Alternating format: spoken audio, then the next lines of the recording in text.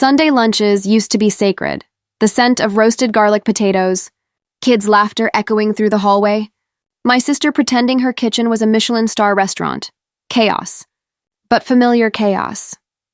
That day started no differently, until my 12-year-old niece, ponytail swinging like a victory flag, snatched my iPhone.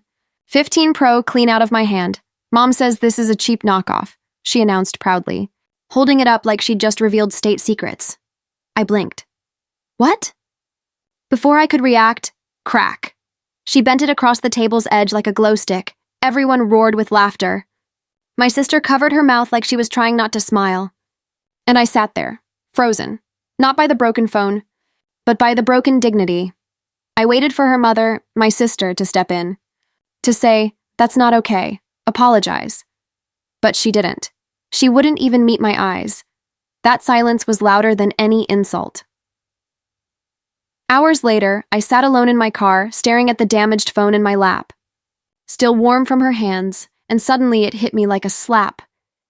Disrespect this loud is never accidental. It's built, funded, approved.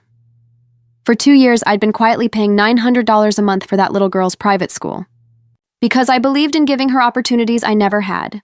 I opened my banking app, tap, cancel recurring payment, confirm, done, no fireworks. No dramatic music. Just a quiet click that sounded a lot like closure. The next morning, my sister called, voice shaking. Her tuition bounced. "Did you?" "Yes," I said calmly. "Why?" "She's just a kid." She snapped my phone in half, mocked me in my own face, and you laughed. "Tell me, what part of that is just a kid?" "She's lying?" "Mom, tell me she's lying." I heard my niece in the background, suddenly unsure. Suddenly small, I didn't gloat. I didn't yell. I simply said, I won't fund disrespect. If she wants privilege, she can learn where it comes from. And I hung up.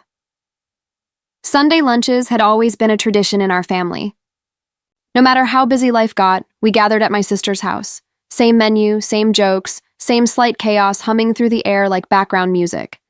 I came in holding a box of pastries, greeted everyone with the usual hugs, and took my seat at the long oak table. My phone buzzed in my hand as I scrolled through a message from work, waiting for the food to be served.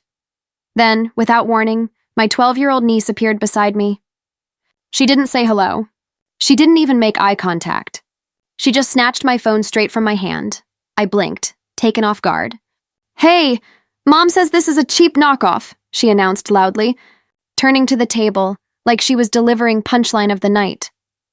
The room went silent for half a second. Then laughter exploded. My brother-in-law slapped the table. My parents chuckled awkwardly. My sister, her mother, smiled behind her wine glass like she was trying to hide it, like this was all too funny to interrupt. I waited for someone, anyone, to step in and correct her. To say, "Don't be rude. Give it back." But nothing came. My niece looked at me then, triumphant, like she had earned the spotlight. I reached out a hand calmly. "Give it back." She didn't. Instead, she gripped it with both hands, pressed it against the edge of the table. Crack! The sound tore through the room like thunder. She snapped my $1,500 iPhone 15 Pro in half. Everyone's laughter got louder. Someone actually clapped. Plates were rattling from how hard they were laughing. My sister wiped tears from her eyes, not from sorrow, but from amusement. I stared at the broken device on the table. For a moment, I couldn't hear anything. Their laughter turned into static, like I was underwater. My chest didn't burn with anger. It went cold. Numb. It wasn't about the phone. It was about what it represented. I turned slowly to my sister, expecting, hoping she would finally intervene. But she didn't meet my eyes. She just shrugged like kids will be kids, like I was overreacting. The girl who had received thousands of dollars in birthday presents from me. The girl whose tuition I had been quietly paying month after month. The girl I defended when teachers complained about her behavior. And here she was, breaking my things while her mother laughed about it. I picked up my purse, stood. "Are you leaving already?" My sister asked, still smiling. I looked at her, then at my niece, who suddenly looked unsure, like she hadn't expected me to not laugh along with the joke. I left without another word. No scene, no raised voice. Just silence. But inside me, something had shifted. permanently. I sat in my car for a long time before even starting the engine. The broken phone lay on the passenger seat, bent and useless, still carrying warmth from her hands. The echo of their laughter sat heavier than the device itself. I wasn't angry the way people expect anger to feel. No shaking hands, no urge to scream. Instead, it felt like someone had quietly reached inside me and flipped a switch. Something fundamental had gone dim. It wasn't about the phone. It wasn't even about the money. It was about the permission. The permission I had unknowingly given them to treat me like I was disposable. I replayed the moment over and over. Not the crack of the phone. That was dramatic, but simple. It was the seconds after, the way no one gasped. No one said, "That's too far." No one stood up for me. I realized something chilling then. Disrespect doesn't suddenly appear, it's grown, cultivated, watered by silence. I had been the silent one. I thought of all the times I had swallowed little jabs from my sister. All the times she made jokes about me acting rich because I had a nicer car. All the times I gave generous gifts but received sarcasm in return. I had been buying peace in a war I didn't even know I was fighting. My phone buzzed weakly, notifications struggling through the broken speaker. A reminder popped up, tuition payment due tomorrow, $900. My thumb hovered over it. For 2 whole years, I had been paying for my niece's private school. Not because I had to. Not because anyone asked, but because I wanted her to have more opportunities. I believed in her, even when her attitude made it difficult. I told myself I was investing in her future. But what future was I funding? One where she believed she could destroy someone's belongings and laugh about it? One where gratitude was optional but entitlement was guaranteed? The realization hit like ice water. I wasn't helping. I was enabling. With a calmness that bordered on eerie, I opened my banking app. It asked for Face ID, but of course, the phone was broken. I switched to manual passcode. Typed it in. Navigated to recurring payments. Private school tuition, $900 monthly. I pressed it. Cancel. A small confirmation box appeared. Are you sure? For the first time in a long time, I didn't hesitate. Yes. The next morning, my phone, now a temporary replacement with a cracked screen protector and sluggish response time, buzzed relentlessly. 8 missed calls from my sister. 3 from my mother. 1 from my father, which was surprising because he only calls when someone's been born or died. I ignored them all. By noon, my doorbell rang, persistently. I opened it to find my sister standing there, no makeup, eyes red like she hadn't slept. You canceled the tuition. No greeting, no apology. Just accusation. Yes, I replied simply. Her jaw tightened. Do you have any idea what you've done? She'll be expelled. They won't hold her seat. She's already on thin ice with her grades. She snapped my phone in half, I said flatly, cutting through her panic like a blade. She's 12. She shouted. Kids make mistakes. I didn't flinch. Kids learn from consequences. Or don't they? She looked at me like I was a stranger. Someone cruel. Someone heartless. It was almost laughable. The woman who had watched her child humiliate me in front of an entire table now stood on my doorstep demanding mercy. You're going to punish her because of a phone? She hissed. I stepped closer. No, I'm not punishing her because of a phone. I'm stopping because of you. That stunned her into silence. You laughed, I continued quietly. You watched your daughter destroy something of mine. You watched her mock me. And you laughed, her face faltered. She opened her mouth, probably ready with an excuse. I didn't mean to. I was caught off guard. I didn't know what to do, but I didn't let her speak. If she had done that to a stranger in public, would you have laughed then? Or would you have dragged her out and apologized? Her eyes darted away. She treats me that way because you teach her it's acceptable. I don't. She tried, but I kept going. Children reflect their parents. She didn't wake up one day entitled to break things just for fun. That was modeled, she stiffened, arms crossing defensively. So that's it? You're just done with us? I'm done funding disrespect, I said, voice steady. Love is not a subscription service. It's not automatic. It's earned.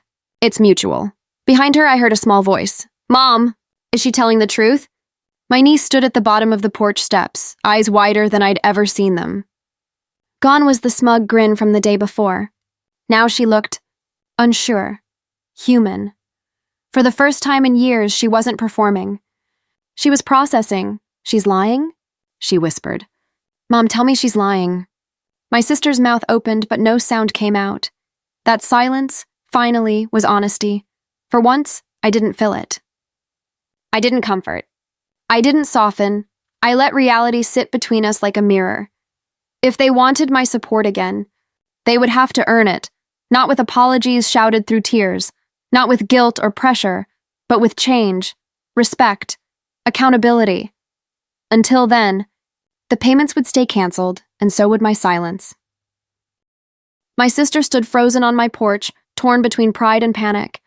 I could see the calculations running through her mind.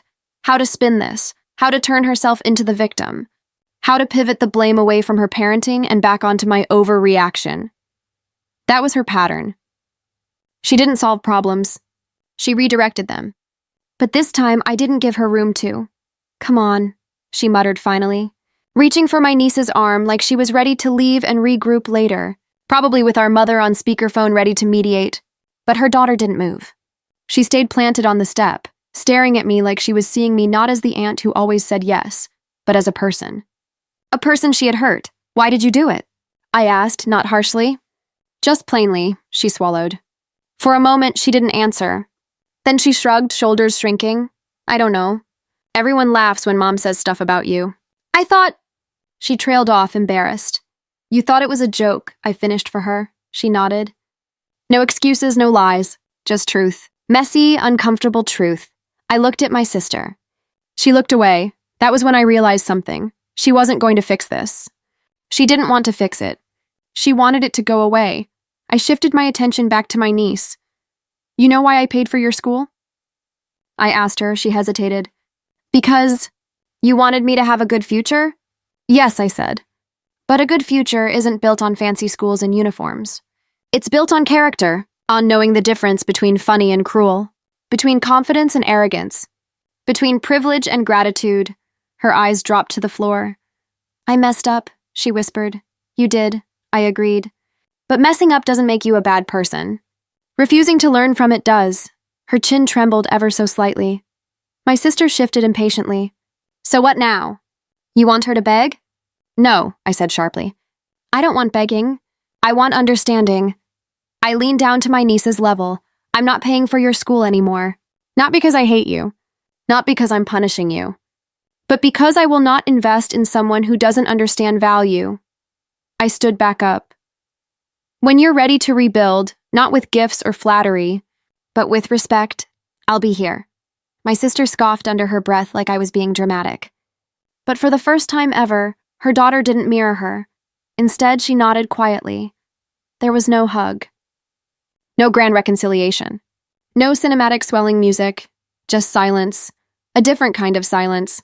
Not the kind built from dismissal, but from recognition. A seed planted. One that, if watered the right way, might someday grow into something stronger than blind loyalty, mutual respect. Days went by without another call. No dramatic group messages in the family chat.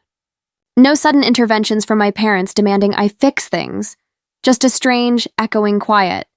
At first, I expected it to bother me, to feel guilty or uncertain. But instead, something unexpected happened. I started breathing easier. There was a piece I hadn't noticed was missing.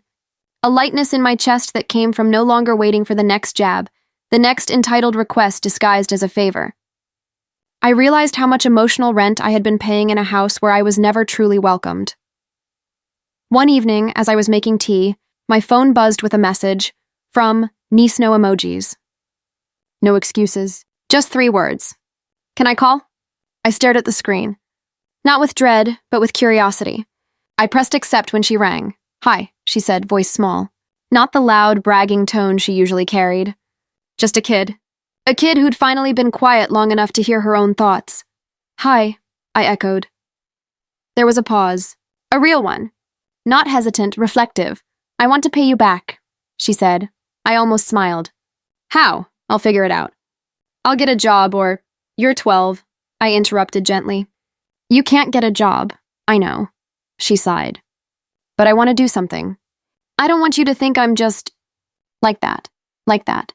She couldn't even say the words entitled or cruel, but she didn't have to. I knew she understood. You can't pay me back with money, I told her. But you can pay me back with effort. What kind? Show me you're willing to grow.